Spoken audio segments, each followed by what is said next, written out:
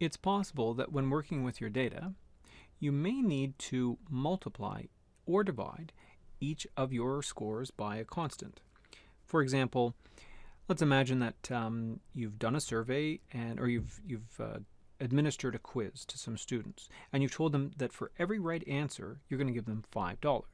So the first person has got 2 questions answered correctly, and so they're going to get $10. What you've done is you multiplied this by 5, and I'm going to multiply each one of them by 5 in order to get 5x, 5 times my original score. So that'll give me 15, 7 times 5 is going to give me 35, and so on. 8 times 5 will give me 40, 10 times 5 will give me 50. Now let's also imagine that originally, once we had tallied up the correct the correct answers on their quiz, let's say that we had worked out what the mean is. So my mean, my sample mean, originally, so the old sample mean, would have just been equals to the sum of x before we multiplied anything by 5 over n. And so that comes out to be, let's see, 2 plus 3 gives me 5, plus 7 is 12, plus 8 is 20, plus 10 gives me 30. So I have 30 over 5, and so I've got a sample mean of 6.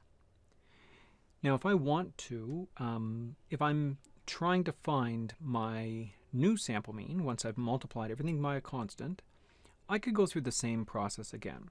But the problem with doing something like that is that very often your data sets are large, and you don't want to have to go through and do all of the number crunching again. There's a much faster way to do this. All that you have to do is take your original sample mean and then multiply it by the same constant. So my new mean is going to be equals to 5 times my old mean. So it's just going to be 5 times, it's just going to be 5 times 6. It will be 30. Does that work out? Let's have a look and see what happens if we do it the long way. Now, I was saying we can avoid this, but I'm just doing it here to check this out, to check out our answer. If I wanted to find my new mean, I would do that by summing up x and dividing that by n. So I need the sum of this new column. So 10 plus 15 gives me 25, plus 35, that brings me up to 60. Now I'm up to 100, 150. So I'm looking at 150 over n. n is still 5. We still have 5 scores. And so 150 divided by 5, yep, that's 30. So the idea is, let me put this in a different color. If your scores are either multiplied or divided, and this is important, has to be by a constant. You can't multiply each one by a different number. So if your scores are multiplied or divided by a constant,